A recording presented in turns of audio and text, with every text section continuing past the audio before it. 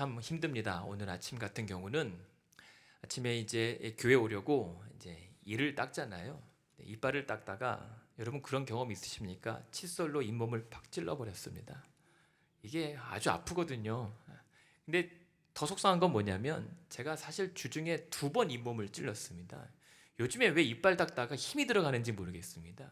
그래서 쭉 하다 주중에 주초에 왼쪽을 찔러서 아파서 살살 달래면서 닦다가 주 말 정도 이쪽이 나을 것 같으니까 이번엔 오른쪽을 찔러버려갖고 또 아파서 살살 닦거든요. 근데 오늘은 다 났어요. 근데 오늘 주일 아침이라서 경건한 마음으로 이빨을 닦는데 또 찔른 데를 또 찔렀습니다. 너무 아픕니다. 주일 아침에 오늘 안 좋다 조심하면서 방에 들어가서 이제 옷을 갈아입으려고 하는데요. 간밤에 저희 아들이 아령을 했나 봐요. 아령을 방바닥에 내려놓는 것을 모르고 딱하다 빡 발가락이 아령에 찧었습니다. 아이고야.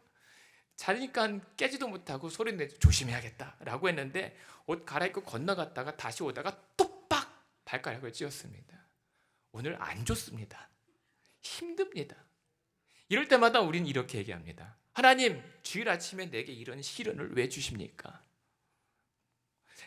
혹시 저처럼 오늘 주일 아침에 시험 당하신 분 계십니까? 근데 사실 생각해 보면 제가 이 정도지만 사실 우리가 살면서 겪게 되는 시련과 시험은 훨씬 심각하고 어려운 형편에 놓일 때가 더 많습니다. 실제로 더 많으시겠죠. 근데 우리가 한번 생각해 보고 싶은 건 뭐냐면 만약 크고 작은 이런저런 일들로 오늘 아침 시험에 들었다면 혹은 시험 받고 있다면 그 시험이 대체 어디서부터 온 것인지 그리고 그 시험은 지금 어디를 향해 나아가고 있는지를 함께 생각해 보고 싶어요. 왜냐하면 오늘 본문 12절에 보면 성경의 말씀에 따르면 시험 받는 자가 복이 있다라고 말씀하거든요. 아니 아파 죽겠는데 이게 무슨 복이란 말입니까? 근데 이 복이라고 하는 것은 이 행복이라고 하는 뜻이긴 한데 그냥 그 자체로 행복이 아니라 어떠한 과정을 걸쳐서 성취된 결과로서 얻어지는 기쁨으로서의 행복인 겁니다. 그러니까 이 시험 자체가 복된 것이 아니라 분명 오늘 12절 말씀에 뭐라고 했죠? 시험을 참는 자가 복이 있는데 시험을 참는 자가 결국 누굽니까? 이는 시련을 견뎌낸 자라는 이 말입니다. 그러니까는 이 시험을 통해서 이 시련을 참아내고 견뎌냄을 통해서 이 사람의 믿음이 검증된 사람, 그 사람은 복되다 하는 겁니다. 근데 여기서 시련을 견디다라고 하는 단어가 사실은 이제 운동선수들에게 해당하는 단어예요. 운동선수는 어떤 사람들입니까? 훈련을 견뎌내잖아요. 그래서 훈련을 견뎌낸 다음에 마침내 경기에 나아가서 승리했을 때 그 승리의 월계관을 보상으로 받는 것, 그것이 복인 것입니다. 마찬가지 우리 성도들도 시험 받는 자가 복된 이유는 이 시련을 견디고 냈을 때 우리가 보상으로 받는 것이 무엇이라고 성경은 말씀합니까? 12절 후반에 보면 주께서 자기를 사랑하는 자들에게 약속하신 생명의 면류관을 얻을 것이기 때문에 시험을 참고 시련을 견뎌낸 자는 복되다는 말씀입니다. 그러니까 우리가 이 생명의 면류관이 이 시험 결과 끝에 나오는 우리가 받는 상급이란 말입니다. 근데 여기서 우리가 알 수 있는 두 가지는 뭐냐면 그렇다면 우리의 시험은 이 세상과 내 육신의 대함이 아니겠구나. 우리가 받는 상급이 생명의 면류관이라고 한다면 우리 시험을 이겨내고 견뎌낸 기쁨은 종말론적 기쁨이고 그 기쁨을 얻기까지 이 땅에서 우리의 믿음과 관련된 것이 시련을 견뎌내고 시험을 참는 것이다라고 하는 것을 알 수가 있어요. 그런 자들에게 생명의 면류관을 주는데 여기서 힌트가 있습니다. 분명 12절 후반에 보면 주께서 자기를 사랑하는 자들에게 약속하신 생명의 면류관이라고 하는 겁니다. 무슨 말씀은 하나님이 사랑하는 자들도 있지만 그러나 그들이 하나님을 사랑하는 자들에게 하나님은 이러한 면류관을 약속하셨다는 것. 힌트는 이겁니다. 우리가 오늘 시험을 당했든 시련을 견디고 있는 중이든 그 모든 시험에 대응하는 첫 번째 출발점은 바로 하나님을 사랑하는 것에 있다는 겁니다. 하나님을 사랑한다는 것은 무엇입니까? 내가 억울한 고난과 시련 속에서도 여전히 하나님을 신뢰하고 하나님을 붙들고 사랑하는 것, 그것이 하나님께 나아가는, 매달리는 자들이죠. 여러분, 그래서 결론부터 먼저 말씀드리면, 오늘도 이 예배를 통해서 살아계신 하나님의 강력하신 팔을 붙잡혀 매달리는 아침 되기를 원합니다.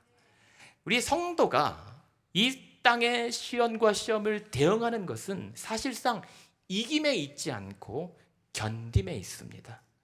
그렇게 매달려 견디고 믿음으로 버틸 때에 강력한 하나님의 팔로 우리를 건져내신다는 것이 시험을 극복하는 방식인 거죠.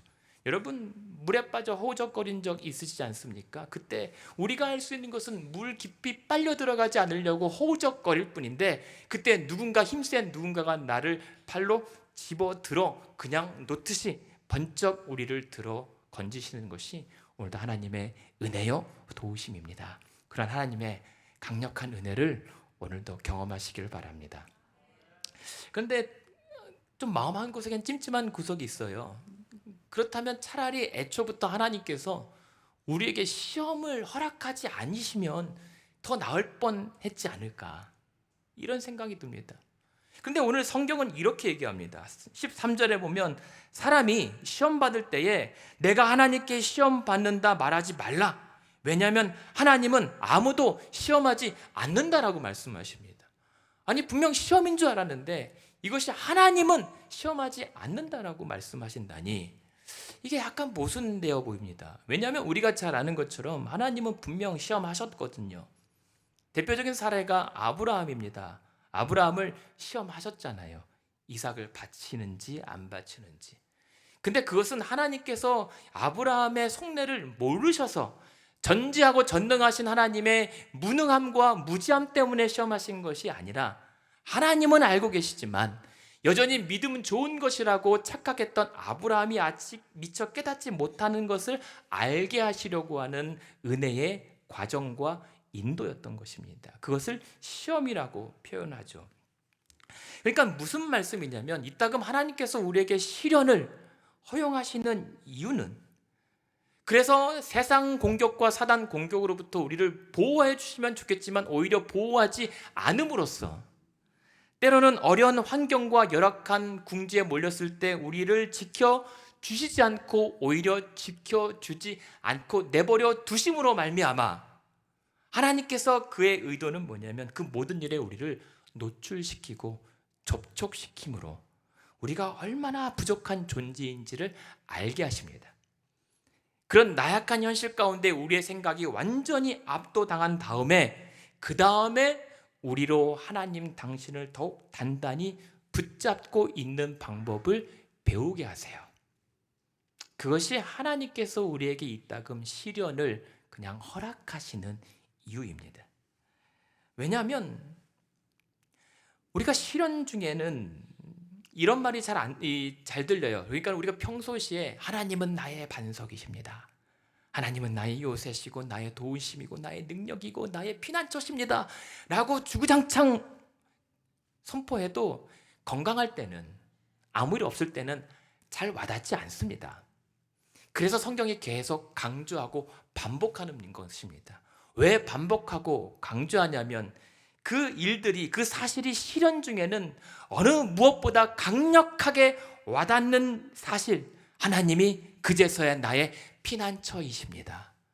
하나님이 나의 유일한 도우심이고 능력이십니다 라는 것을 체험할 수 있기 때문입니다. 그러니까 그것이 오히려 시련이 하나님의 은혜의 여정과 통로일 수 있다는 거죠. 우리가 일따금 그러면 하나님께서 선악과를 만들지 않으셨다면 우리가 이렇게 힘들게 살지 않았을 거라고 자주 말합니다. 근데 여러분, 이 에덴 동산의 중앙에 있었던 선악과는 시험이 아니라 언약입니다. 그래서 이 동산 중앙에 선악과를 세우신 이유는 과연 아담과 하와가 이 과실을 따먹는지 안 따먹는지 감시하고 잡았다 이놈들 라고 하신 게 아니에요. 대신에 그 하나님의 다 누리게 하시되 한 가지 마지막 기준을 통해서 너의 모든 삶의 주인은 나 하나님 여호와다라는 사실을 잊지 않도록 만드신 거란 말입니다. 그래서 그 하나님이 나를 얼마나 아름답고 풍성하게 돌보시는지 날마다 깨닫게 하시려고 주신, 보이는 말씀으로 주신 것이 선악을 알게 하는 나무이지, 하나님은 아담과 하와를 죄로 넘어뜨리려고 시험하시려고 선악과를 주신 것이 아닙니다. 우리는 알아야 합니다. 그래서 때로는 우리가 시련과 고난 가운데 분명한 것은 오늘 말씀대로 하나님은 우리를 고의적으로 죄에 빠뜨리려고 시험하지 않으신 분이다는 사실입니다. 그렇다고 그러면 오늘도 하나님 뜻이거니 다 하나님 뜻이거니 숙명론으로 받아들여서도 안 됩니다. 기독교는요, 운명론이 아니에요. 그래서 시련과 고난과 역경이 올수록 하나님 알아서 하시겠지 체념하는 것이 아니라 그때마다 믿음으로 맞서고 견디는 것입니다. 이게 기독교 신앙이에요. 단 제가 이름에도 어마어마한 공군 병장제대인데 그것도 들어가기 힘들다고 하는 취사병이거든요. 저 없으면 군대가 안 돌아갑니다. 못 싸워요. 그러한 막중한 임무를 맡는데 제일 힘든 임무가 뭐냐면 주방 검열입니다.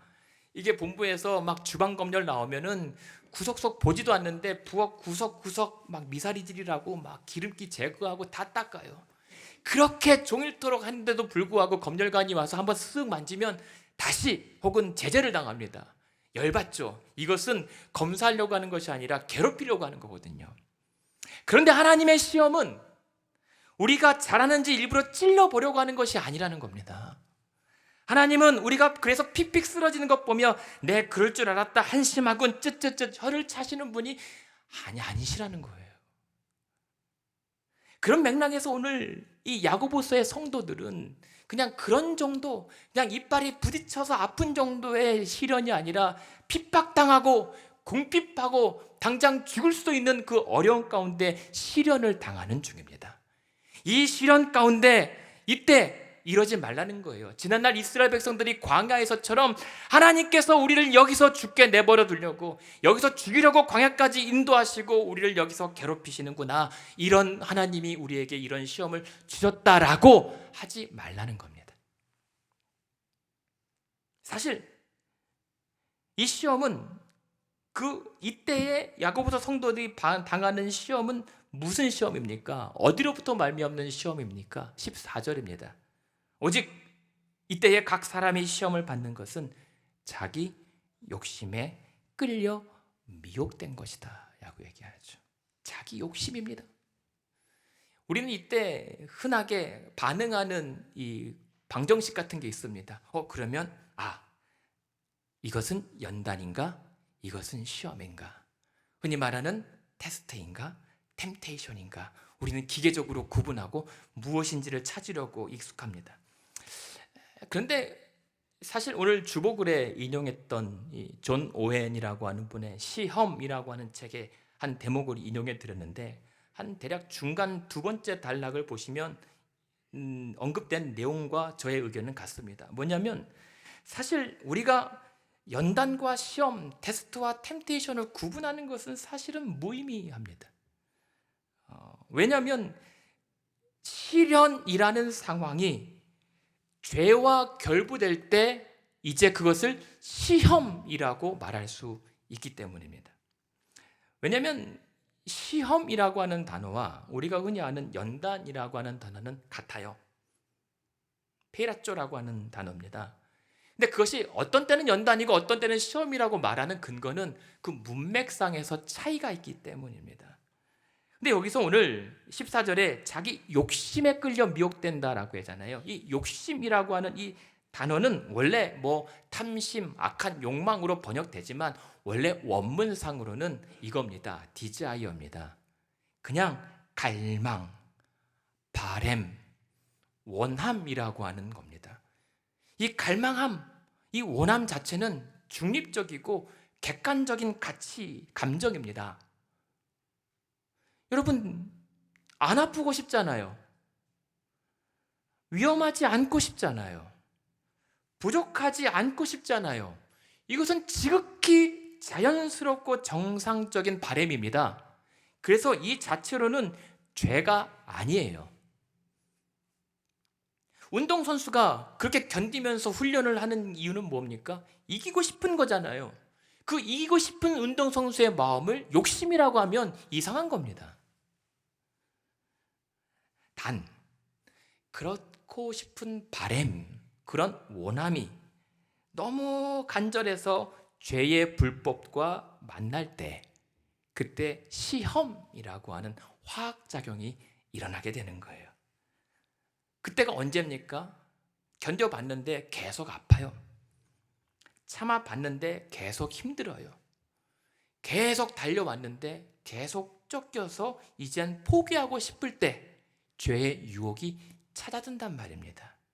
그런 경우에 말로 14절에 각 사람이 그런 시련 중에 시험을 받는 것은 자기 욕심에 자기 스스로의 그 갈망함 때문에 넘어지는 것이다 라고 얘기를 하는 겁니다. 그렇잖아요. 우리가 살면서 가장 시험들을 자주 들 때가 언제입니까? 남이 날 이해해 주기를 바라는 마음이거든요. 이게 무슨 잘못된 일입니까? 상대방이 내 마음을 좀 알아주길 원하고 또 날 이해해 주길 바라는 것은 전혀 죄가 아닙니다. 근데 문제는 언제 시험이 드냐면 상대가 내 뜻대로 반응해 주지 않을 때, 이때 자칫하다가는 이러한 바람이 죄와 연결될 때 연쇄적인 반응을 일으킵니다. 그 연쇄적인 반응이 무엇이죠? 15절 그 유명한 말씀인데 우리가 함께 읽어보겠습니다. 시작. 욕심이 잉태한즉 죄를 낳고 죄가 장성한즉 사망을 낳느니라. 아멘. 그러니까 이것은 그냥 원래 욕심이 우리의 어떤 감정이 다 죄의 덩어리고 사망 덩어리다라고 하는 것이 아니라 우리의 그런 본성의 감정들이 죄와 만날 때에 결국은 죄를 낳게 되고 그 죄가 우리를 사망의 파멸까지 이끌게 된다라고 하는 죄의 결과를 우리에게 경고하고 있습니다.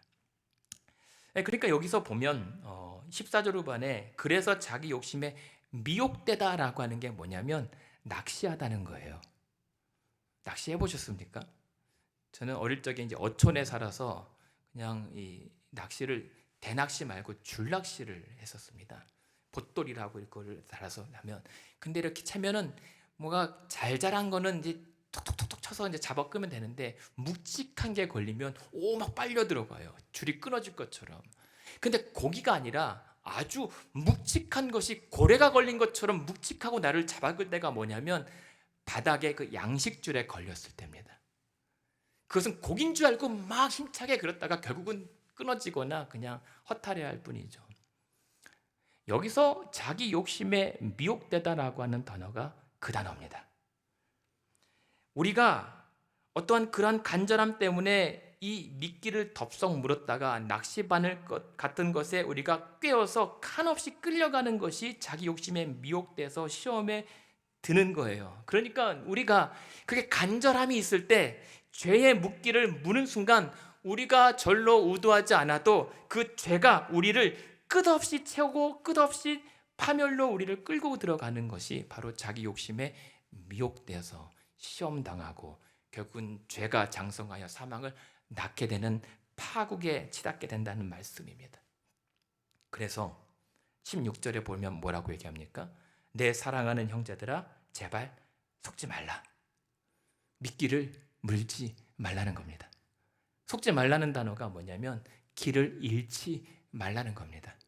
잘 믿음으로 시련을 잘 견디고 참아낸 자가 한순간 죄와 연결되는 순간 죄가 나를 낚아채고 끌고 가버리니까 한순간도 방심하지 말고 믿음의 길을 벗어나지 말라라고 야고보 사도가 우리에게 당부하고 부탁하는 겁니다. 그러니까 우리가 일상생활에서 이런 믿음의 길을 이탈하는 이 사례가 뭐냐면 내 간절함이 욕심이 되는 겁니다. 그 말대로 악한 욕심이 죄로 자라서 결국은 파멸까지 뻗도록 내버려 방치하는 것이 결국은 믿음의 이탈이에요. 그렇잖아요. 욕심이 무엇입니까? 욕심은 복잡하지 않아요. 그냥 자기 기준에 맞지 않는 건 다 마음에 안 드는 게 욕심이잖아요. 그래서 내 뜻과 다르고 내 기준에 맞지 않아서 때로는 화가 납니다. 원망스럽습니다. 미움이 일어납니다. 비방합니다. 그래서 말로 자신을 해하고 그리고 사람을 해하는 것이 결국은 죄가 낳는 사망의 파멸이죠. 요즘에 제가 얼마나 참 나약하고 한심한 존재인지를 매일매일 경험합니다. 아주 사소한 일들, 아주 작은 말 한마디에 존재가 떨립니다. 내 인생의 송두리째 뽑힙니다. 그냥 조그만 일들로 내 못 살겠다 그냥 다 때려치운다라고 막 죽을 똥 살똥합니다. 그게 제 인생입니다. 얼마나 한심한지 모르겠습니다. 그런데 오늘 말씀은 그러지 말라는 겁니다. 그런 순간 내 생각과 마음에 죄의 또아리가 트는 순간 결국 사망의 길로 지금 치닫게 될 수 있으니 주의하라. 시험에 빠지지 말라는 겁니다. 그래서 여러분, 우리가 믿음 생활하는 이 상황에서 시련 속에서 내 안에 간절함이, 내 안에 원함들이 죄와 만나면 그것은 시험이 되고, 내 간절함이 하나님의 의와 만나면 연단이 되는 겁니다. 그래서 그것은 기계적으로 이건 테스트인가? 이것은 템테이션인가? 구분할 필요가 없어요. 구분이 안 돼요. 왜냐하면 내 눈에는 다 그냥 테스트죠. 남들은 다 템테이션이에요. 내가 하면 연단이고 남이 하면 시험에 들었다고 밖에 안 보여요. 그러나 모든 기준은 하나님의 말씀에 내가 합하면 그것은 연단이 되는 거고, 죄된 길로 치닫게 되면 그것이야말로 시험에 든 겁니다.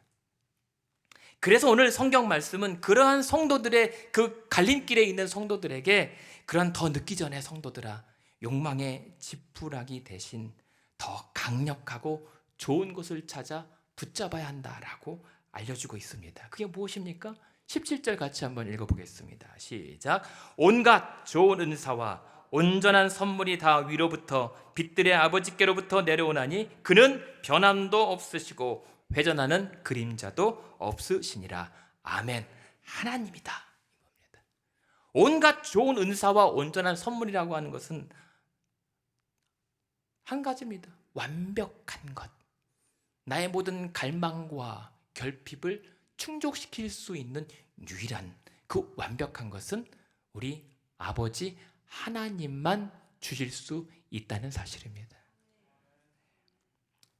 그러니까 다른 것 보지 말고, 내 연약한 육신 내 자신도 들여다보지 말고, 의지하지 말고, 완벽한 것, 온갖 좋은 것과 온전한 선물을 주시는 빛의 아버지신 하나님을 구하여 붙들라. 이것이 시련을 이기고 시험에 들지 않는 유일한 길인 것입니다. 알잖아요. 하나님은 시험이 아니라 복 주시기를 기뻐하는 분이십니다. 믿으십니까? 하나님은 우리를 괴롭히는 분이 아니라, 우리를 찔러보는 분이 아니라 우리를 기뻐하시고 우리를 복 주시는 분이십니다. 근데 그분을 뭐라고 소개합니까? 17절 중반에 보니까 그분은 빛들의 아버지라고 얘기합니다. 많은 아버지인데 왜 빛들의 아버지입니까? 그가 빛을 창조하셨다. 그래서 해와 달과 별빛도 다 하나님 것이다. 그 하나님은 창조주 하나님이시다. 그러하기에 그분에게는 그림자도 용납되지 않는 분이시다는 겁니다.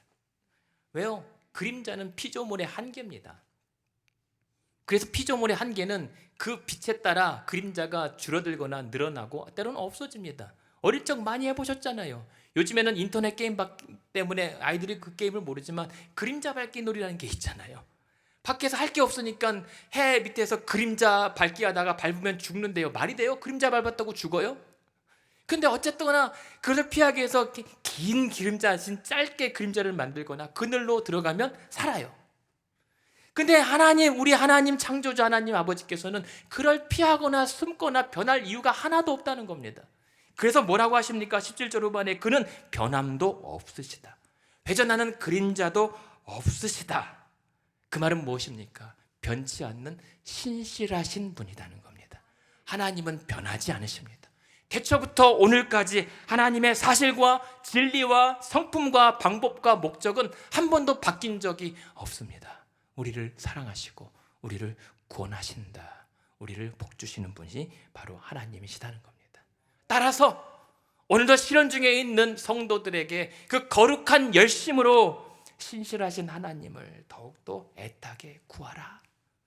이것이 시련을 견디는 방법이고 시험을 참는 길이라는 겁니다. 왜요? 애초 하나님의 목표가 무엇입니까? 12절에 뭐라고 말씀하셨습니까? 이 시험을 참고 시련을 견디는 자에게는 약속된 생명의 면류관을 주실 거였잖아요. 그렇다면 하나님께서 우리를 도우시는 결론은 생명입니다. 그래서 18절에 뭐라고 우리에게 약속하십니까? 같이 봉독하겠습니다. 시작.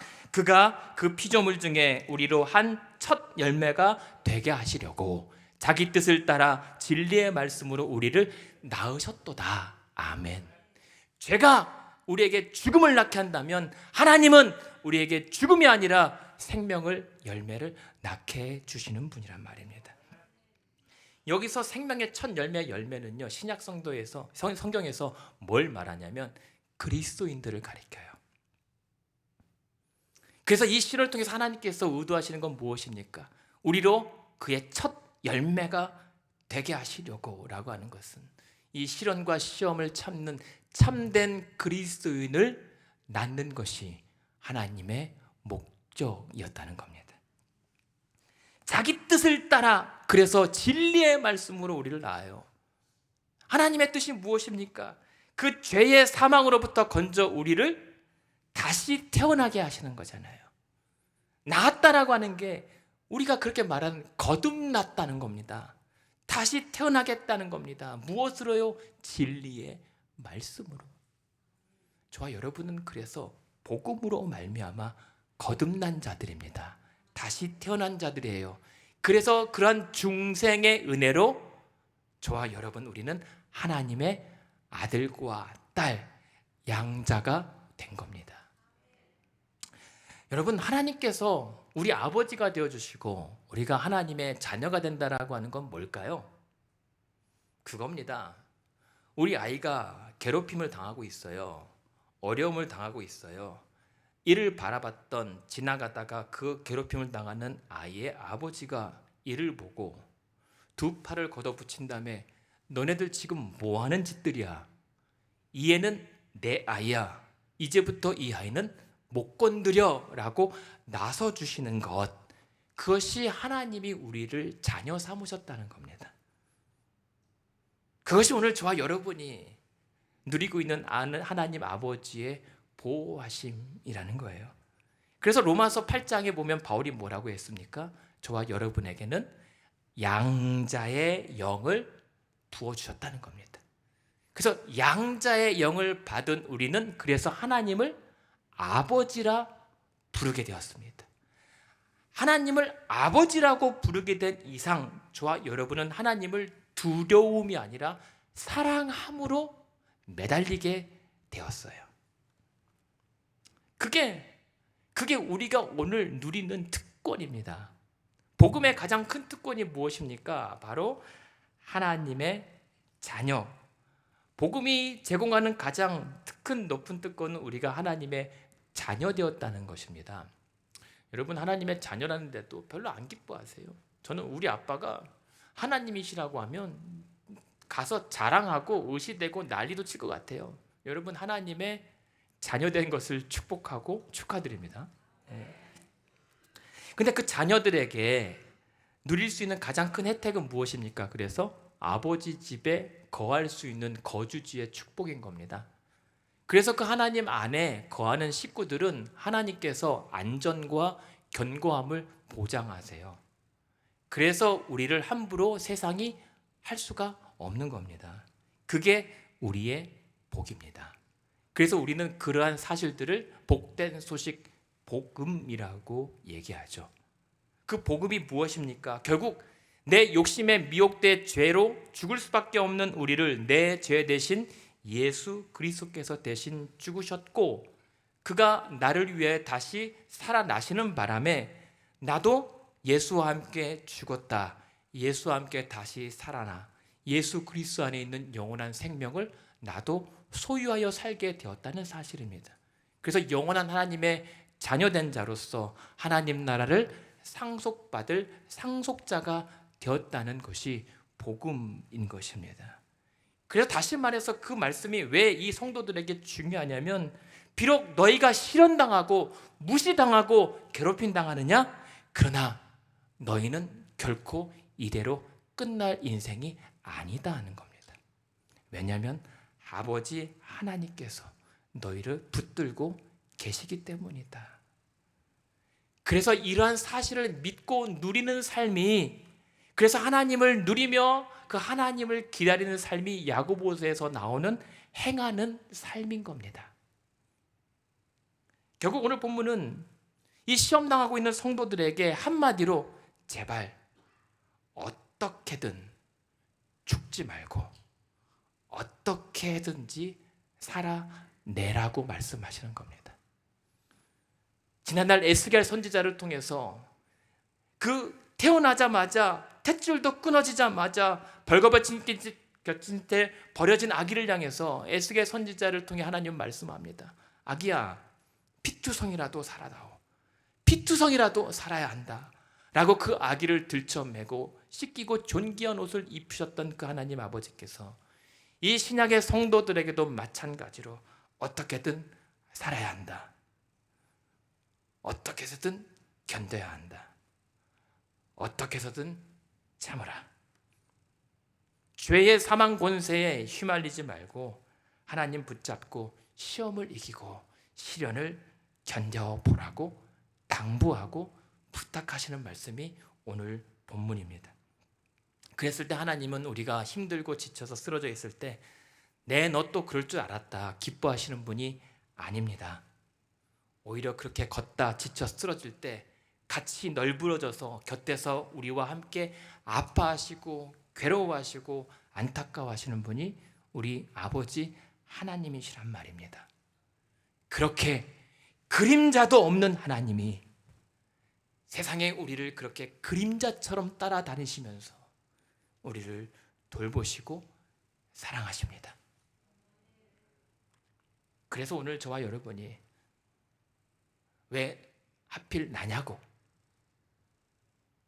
왜 하필 여기냐고 시련 당하면서 원망하기보다 신명기의 말씀처럼 마사에서 그들이 시험한 것처럼 하나님을 시험해서는 안 될 것입니다.